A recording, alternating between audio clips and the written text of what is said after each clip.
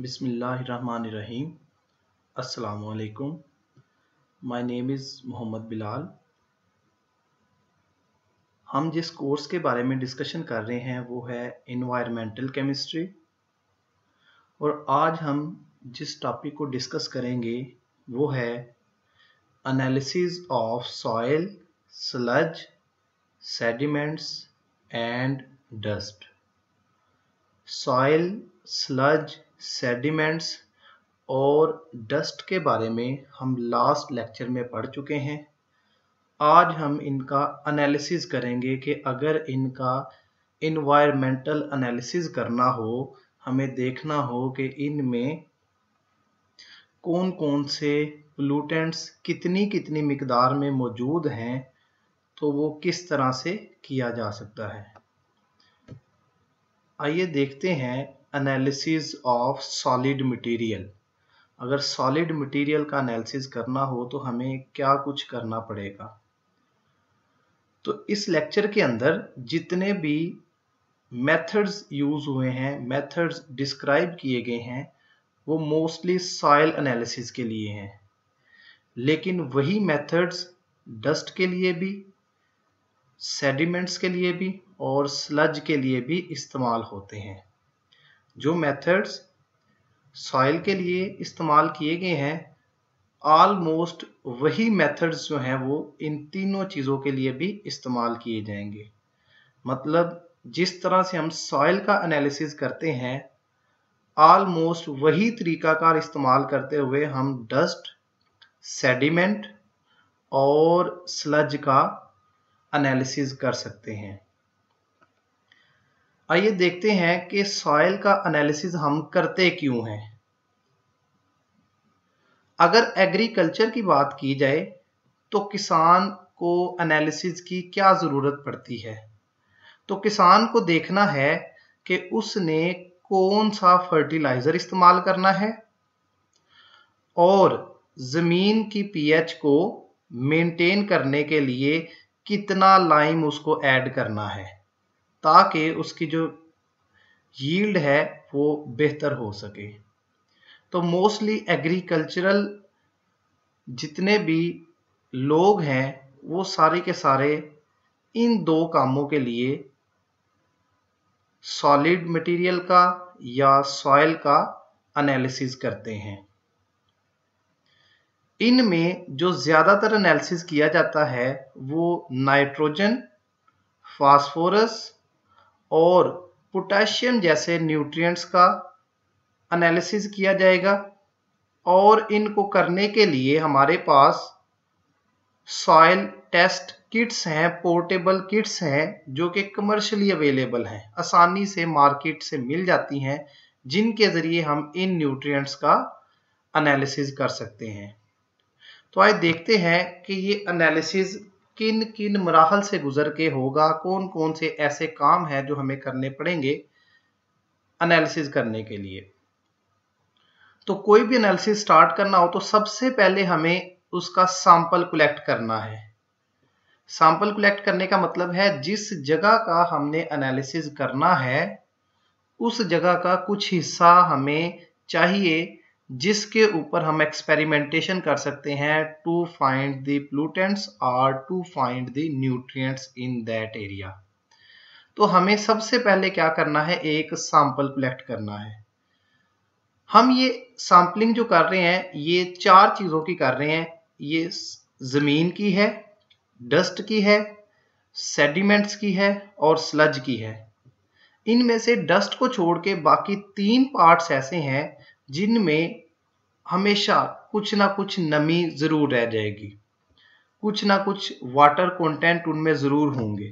तो उन water content को ख़त्म करने के लिए सैम्पलिंग के बाद का जो प्रोसेस है वो है ड्राइंग।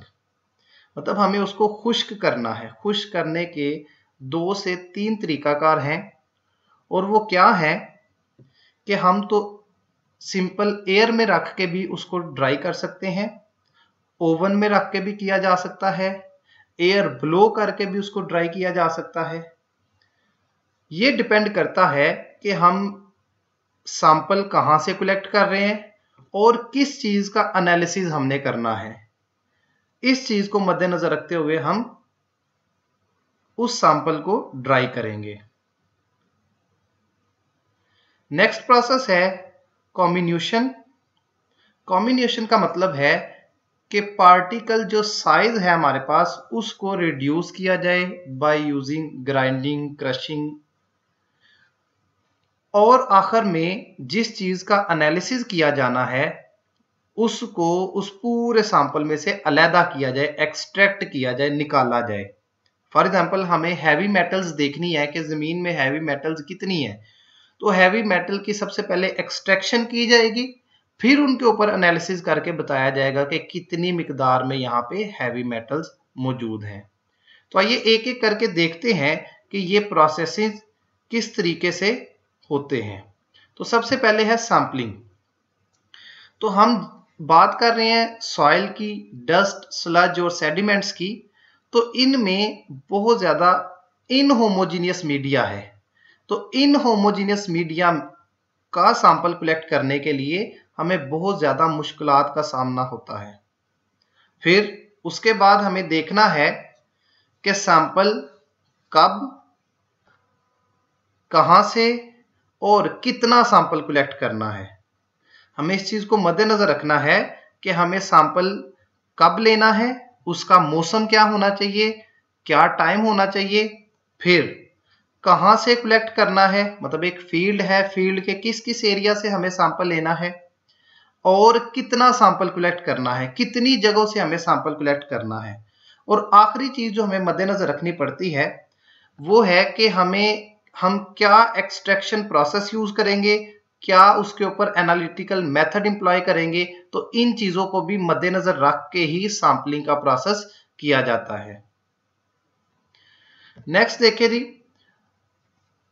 सैंपल जो है अगर हमारे पास एक स्टैंडर्ड सेट किया जाए सैंपलिंग के कितने एरिया में से कितने सैंपल कलेक्ट करने हैं, तो अगर हमें नॉर्मल सी एनालिसिस करना है तो उसके लिए 10 से 20 मीटर स्क्वायर के एरिया में से 3 से 5 सैंपल्स अगर हम कलेक्ट कर लें तो ये हमारे लिए काफी हैं। ये हमें ऐसी रीडिंग दे देंगे जो उस जमीन का हाल बता देगी कि इसमें कौन से न्यूट्रिएंट्स हैं और कौन से न्यूट्रिएंट्स की कमी है।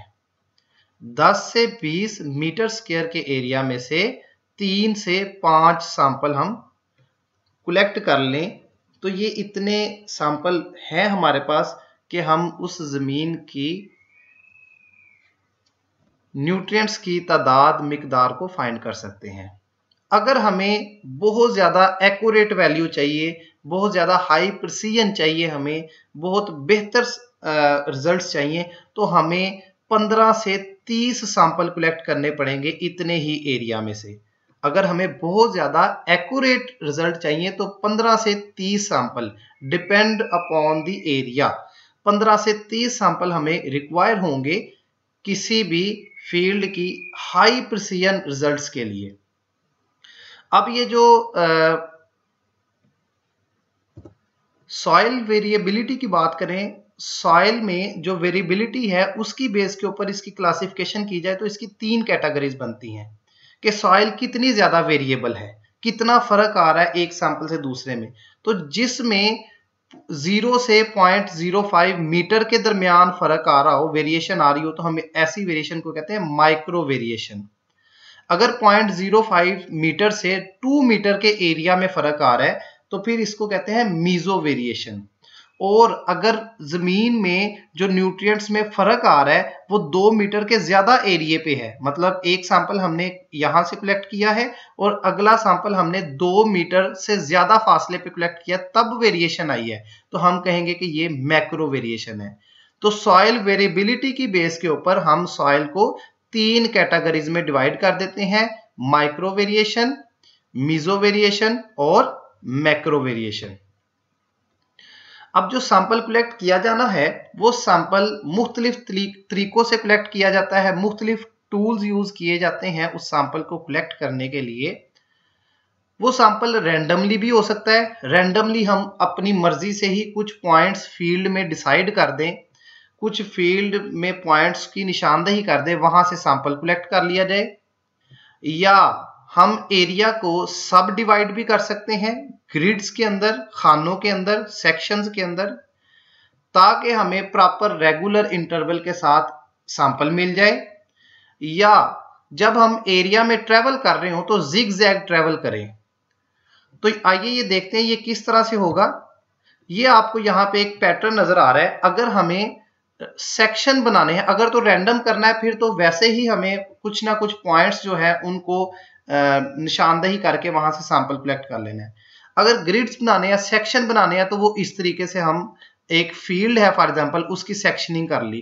तो अगर हमने एक सैंपल यहां से कलेक्ट किया है तो रेगुलर पैटर्न में हम सैंपल कलेक्ट करते जा रहे हैं। ये सारे के सारे रेगुलर पैटर्न में सैंपल कलेक्ट हो रहे हैं।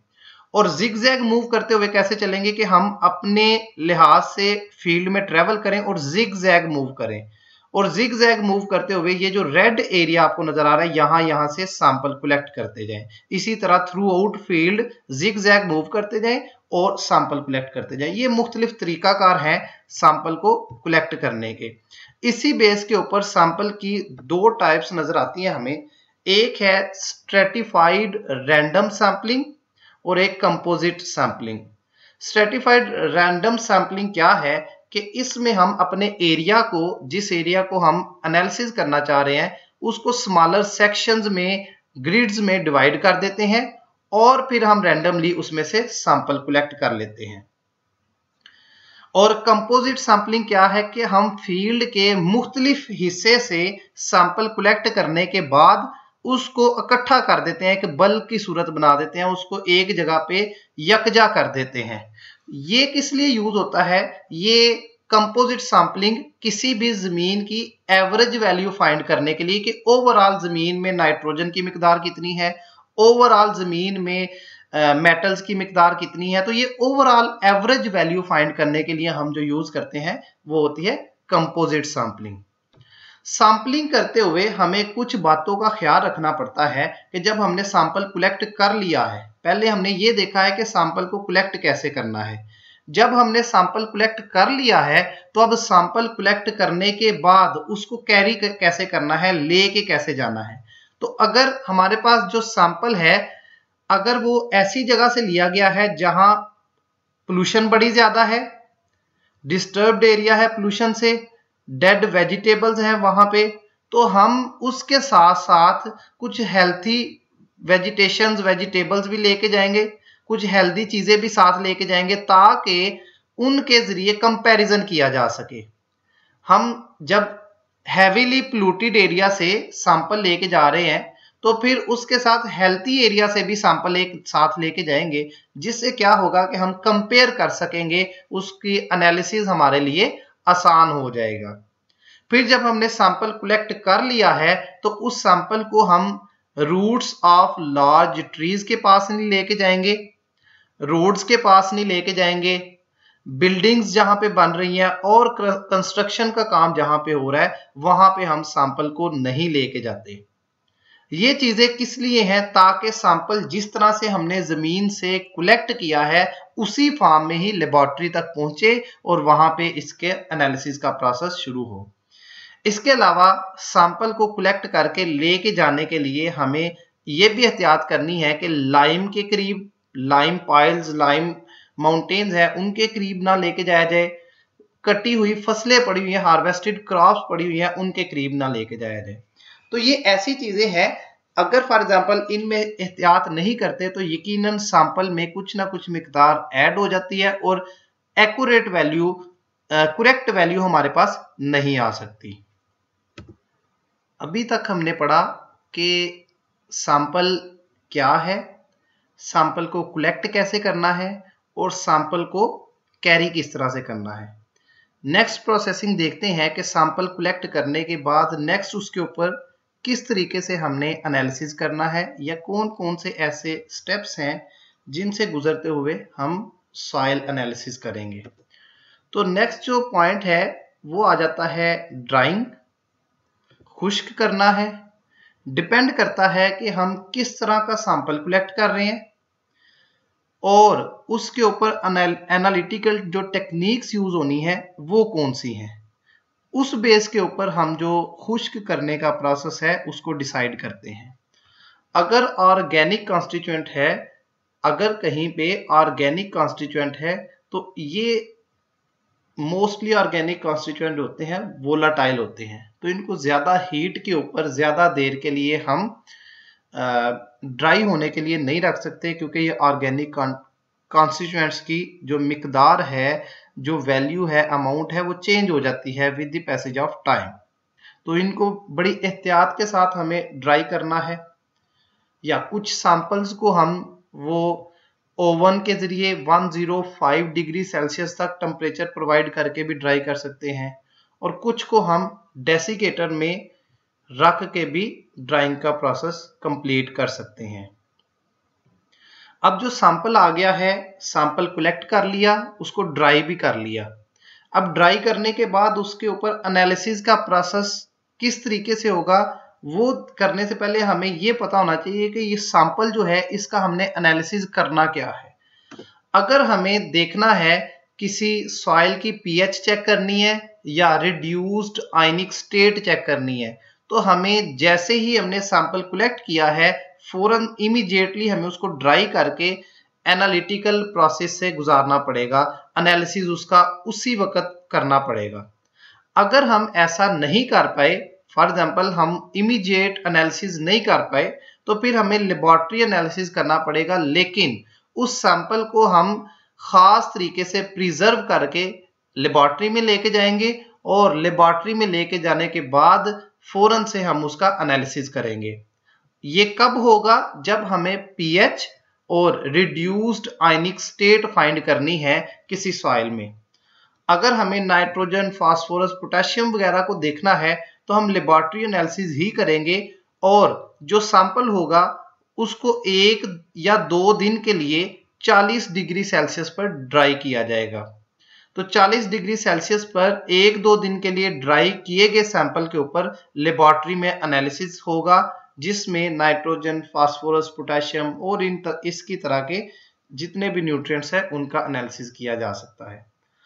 अगर हमें टोटल न्यूट्रिएंट्स की मिकदार एवरेज फाइंड करनी है या टोटल एलिमेंटल एनालिसिस करना है, तो फिर उसके लिए अगर हम 105 डिग्री सेल्सियस पे भी उसको ड्राई कर लें, तब भी हमारा सैंपल जो है वो खराब नहीं होगा।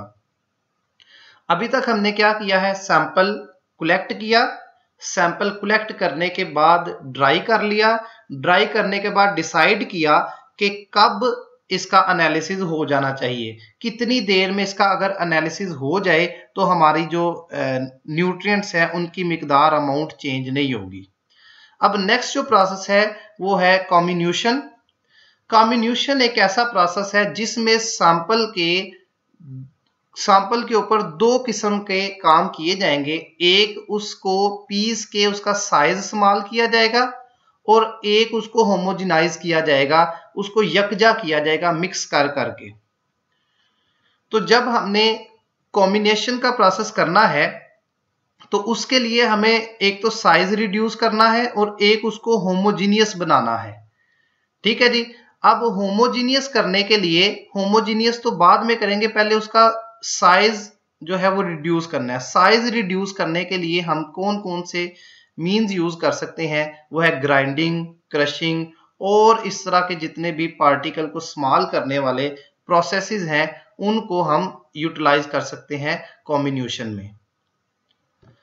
अब कॉम्बिनेशन करने के लिए जो प्रोसेसेस या जो टूल्स यूज किए जाते हैं वो कौन कौन से हो सकते हैं? वो हो सकता है हाई स्पीड ग्राइंडिंग मिल्स को यूज किया जा सकता है, पावर्ड मोर्टर एंड पेस्टल को यूज किया जा सकता है। अगर ये दोनों प्रेजेंट नहीं है तो फिर हम सिंपल मोर्टर और पेस्टल भी यूज कर सकते हैं। सिंपल मोर्टर और पेस्टल आपको एक डायग्राम में नजर आ रहा है, तो इसको भी यूटिलाइज किया जा सकता है पार्टिकल साइज को रिड्यूस करने के लिए। अब हमने कहा था कि कॉम्बिनेशन का मतलब है कि 2 काम करने हैं हमने, एक तो पार्टिकल साइज को रिड्यूस करना है, दूसरा होमोजेनाइज करना है। पार्टिकल साइज तो हमने रिड्यूस करने के तरीकाकार देख लिए कि कैसे कैसे किया जा सकता है। अब देखते हैं कि ये किस तरीके से इसको मिक्स करना है, होमोजेनाइज करना है। तो इसके लिए एक प्रोसेस यूज होता है जिसे हम कहते हैं Koenig and quartering. Koenig and quartering का क्या मतलब है कि हम जो सैंपल हमने ग्राउंड कर लिया है, अच्छे तरीके से पाउडर फॉर्म में ले आए हैं, पीस लिया है, उसका हमने कोन की शक्ल का एक ढेर लगा दिया जमीन पे, पहला काम। दूसरा काम क्या किया, उस ढेर को ऊपर से प्रेस कर दिया, प्रेस करके ऐसे वो फ्लैट हो गया। अब जब फ्लैट हो गया तो इस फ्लैट जो सैंपल है इसको 4 हिस्सों में डिवाइड करना है हमने। इस तरीके से देखें आप, दरमियान से किसी भी तरीके से उसको 4 हिस्सों में 4 हिस्से उसके बना सकते हैं। फिर 4 हिस्से बनाने के बाद 2 हिस्सों को डिस्कार्ड कर दें और बाकी जो 2 हिस्से हैं उनको, मतलब ये 2 हिस्से साथ वाले नहीं होने चाहिए, अपोजिट होने चाहिए, जिनको मिक्स करके एक और कोनिंग की शक्ल का एक और हम पिरामिड यहां पे खड़ा कर देंगे। तो इस तरीके से हम क्या करते हैं, एक तो हमने सबसे पहले पार्टिकल साइज को रिड्यूस किया ग्राइंडिंग क्रशिंग के जरिए, दूसरे नंबर पे ये कोनिंग एंड क्वार्टरिंग के प्रोसेस को रिपीट बाय रिपीट करते हुए हमने क्या कर लिया, इसको मिक्स कर लिया है। जी, अभी तक हमने देखा कि किस तरीके से हमने सैंपल कलेक्ट करना है, किस तरीके से उसको ड्राई करना है, कैसे उसका पार्टिकल साइज रिड्यूस करके उसको होमोजेनाइज मिक्सचर बनाना है, और इसके बाद हमें क्या करना है, अब हमने सैंपल को डिजाइन कर लिया है एनालिसिस के लिए।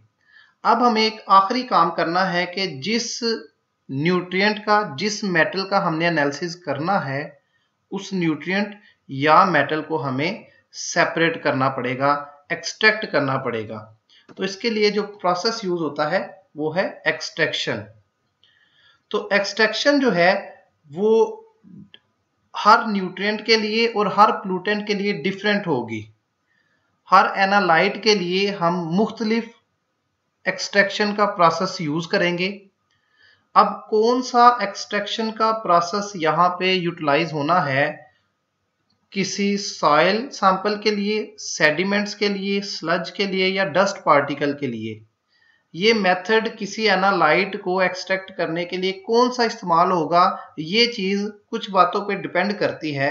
और वो बातें क्या है, वो ये है कि हम जिस एनालाइट को एक्सट्रैक्ट करना चाह रहे हैं उसकी नेचर क्या है, एक बात। दूसरी बात है कि हमने उस एनालाइट के ऊपर जो एनालिटिकल टेक्निक यूज करनी है वो कौन सी है, मतलब वो कौन सी एनालिटिकल टेक्निक है जिसके जरिए हमने एनालाइट का एनालिसिस करना है। और तीसरी बात जो बड़ी अहम है कि हमें किस तरह की इंफॉर्मेशन चाहिए, किस तरह के हमें रिजल्ट्स चाहिए एनालाइट के एनालिसिस से। तो जब भी एक्सट्रैक्शन का प्रोसेस किया जाता है तो इन 3 बातों को मद्देनजर रखा जाता है। एक, एनालाइट को देखा जाता है, एनालिटिकल टेक्निक को यूज किया जाता है कि कौन सी इस्तेमाल हो रही है उसको देखा जाना है, और तीसरा कि उसमें से किस किस्म की इंफॉर्मेशन हमने हासिल करनी है। तो एक्सट्रैक्शन के लिए जो सबसे पहला स्टेप है वो है सैंपल डाइजेशन, कि सैंपल को डाइजेस्ट किया जाए तब ही हम किसी न्यूट्रिएंट के ऊपर, किसी मेटल के ऊपर एनालिसिस कर सकते हैं। तो किसी भी मटेरियल को, solid material, soil, sludge, sediment या डस्ट की सूरत में कोई सैंपल हमारे पास आ गया है, याद रहे कि इस सैंपल के ऊपर हमने सैंपलिंग के प्रोसेस से होके, ड्राइंग के प्रोसेस से होने के बाद, कम्युनेशन के प्रोसेस से होने के बाद हम फिर सैंपल डाइजेशन पे या एक्सट्रैक्शन के प्रोसेस पे आए हैं। तो ये अंडरस्टूड बात है कि सबसे पहले हमने वो वाले प्रोसेसेस को कंप्लीट करने के बाद अब एक्सट्रैक्शन के प्रोसेस पे हैं। तो अब एक्सट्रैक्शन में हमें इसको सबसे पहला काम क्या करना है, सैंपल को डाइजेस्ट करना है। जब डाइजेस्ट करेंगे तब ही हम इस काबिल होंगे कि हम मेटल्स को मेटल का एनालिसिस कर सकें। खास तौर पे हम जो बात कर रहे हैं यहाँ पे सॉइल प्लूटेंट्स की, तो सॉइल प्लूटेंट्स में जो मेजर प्लूटेंट है वो हैवी मेटल्स हैं। तो हमारा सबसे ज्यादा जो काम है वो मेटल्स को रिकग्नाइज करना है और मेटल की अमाउंट फाइंड करना है।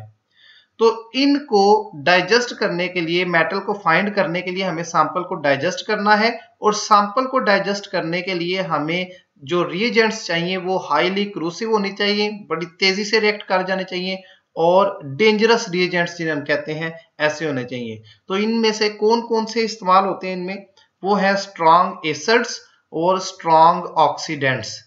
ये ऐसे रिएजेंट्स हैं जो यूटिलाइज होंगे सैंपल की डाइजेशन के लिए। आइए देखते हैं एक एग्जांपल जिसमें एक सैंपल को डाइजेस्ट किया जाने का एक प्रोसेस है, जिससे आपको आइडिया हो जाएगा कि सैंपल डाइजेशन क्या है और कैसे ये वकूअ पज़ीर होती है। तो क्या करें, एक सैंपल का 2 ग्राम पार्ट हमने सेपरेट किया, उसको हमने मिक्स कर दिया किसके साथ, HNO3 और H2O2 नाइट्रिक एसिड और हाइड्रोजन पर ऑक्साइड के मिक्सचर में हमने 2 ग्राम सैंपल को मिक्स कर दिया। मिक्स करने के बाद जो मिक्सचर बना है उसको रिफ्लक्स किया किसके साथ, या तो हम यूज करेंगे कंसंट्रेटेड HNO3 नाइट्रिक एसिड या कंसंट्रेटेड HCl। इन दोनों में से कोई एक को यूटिलाइज करते हुए उस मिक्सचर के साथ रिफ्लक्स कर दिया। फिर अगला फिर काम रिफ्लक्स करना ही है, लेकिन इस बार जो हम एसिड यूज करेंगे वो डाइल्यूट एसिड होगा। डाइल्यूट एसिड को हमने यूटिलाइज करके दोबारा से रिफ्लक्स किया और अब जो मिक्सचर बन गया है, सॉल्यूशन मिक्सचर बना हुआ नजर आ रहा है, उसको हम फिल्टर कर लेंगे। फिल्टर करने के बाद जो फिल्ट्रेट हमें मिलेगा वो फिल्ट्रेट हम उसका एनालिसिस करेंगे किसी भी मेटल को फाइंड करने के लिए। तो मेटल को फाइंड करने के लिए जो प्रोसेसेस है वो डिफरेंट हो सकते हैं। जैसे for example spectroscopic technique mostly use की जाती है मेटल्स की अमाउंट को फाइंड करने के लिए। और भी काफी सारे प्रोसेसेस हैं जिसमें टाइट्रोमेट्रिक एनालिसिस भी आ सकता है, ग्रेविमेट्रिक एनालिसिस भी आ सकता है। जैसे हमने जो फर्स्ट लेक्चर था उसमें डिस्कस किया था कि एनालिसिस की कौन कौन सी टेक्निक्स यूज होती हैं। तो यहाँ पे हम पढ़ रहे हैं कि किस तरीके से एनालिसिस किया जा सकता है। टेक्निक्स को हम बाद में देखेंगे कि ये टेक्निक्स क्या हैं और किस तरह से वर्क करती हैं, लेकिन यहाँ पे हम जस्ट सैंपल देख रहे हैं कि किसी सैंपल में से कोई चीज निकालना, एक्सट्रैक्ट करना, उसको डाइजेस्ट करना किस तरीके से किया जाता है।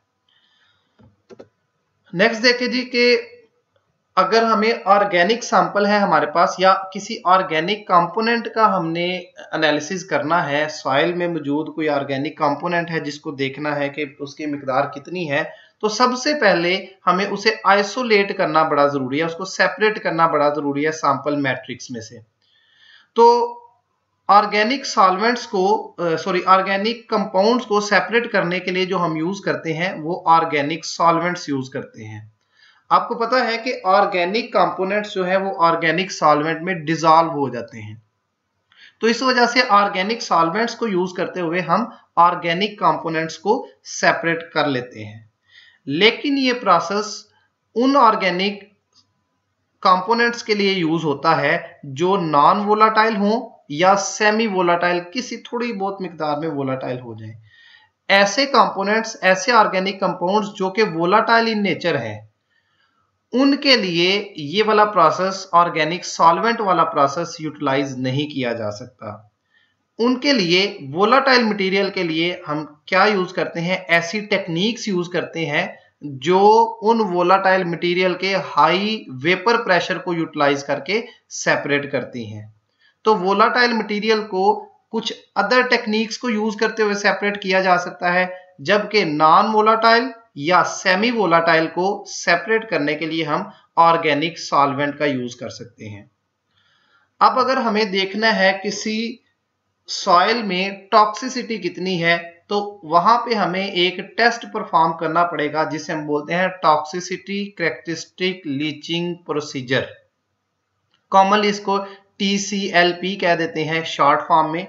तो ये क्या है, ये हमें टेस्ट किसके बारे में बताता है, ये टेस्ट हमें बताएगा कि किसी वेस्ट मटेरियल में या सैंपल में सॉलिड मटेरियल के अंदर टॉक्सिसिटी कितनी है, कितनी मिकदार में टॉक्सिक रिएजेंट जो कि हेल्थ के लिए नुकसानदेह होंगे वो कितनी मिकदार में मौजूद हैं।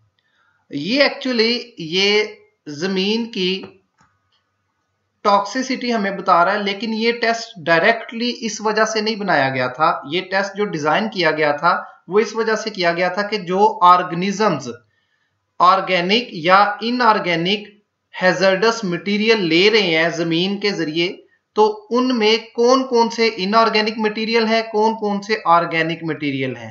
तो ये ऑर्गेनिजम्स की जो खुराक है उसके ऊपर एनालिसिस करने के लिए ये टेस्ट बनाया गया था, और अब इसी टेस्ट को हम यूटिलाइज करते हैं सॉइल में मौजूद टॉक्सिक कंपोनेंट्स की डिटेक्शन के लिए।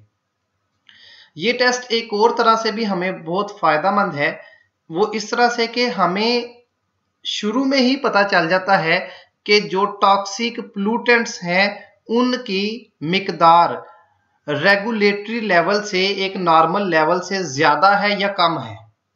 अगर तो कम है तो पहले ही पता चल जाता है, तो हमें कंप्लीट टेस्ट परफॉर्म नहीं करना पड़ता उसकी अमाउंट फाइंड करने के लिए। अगर तो रेगुलेटरी लेवल से कम है प्लूटेंट की मिकदार, तो हमें TCLP को कंप्लीटली फुल रन करने की जरूरत नहीं है।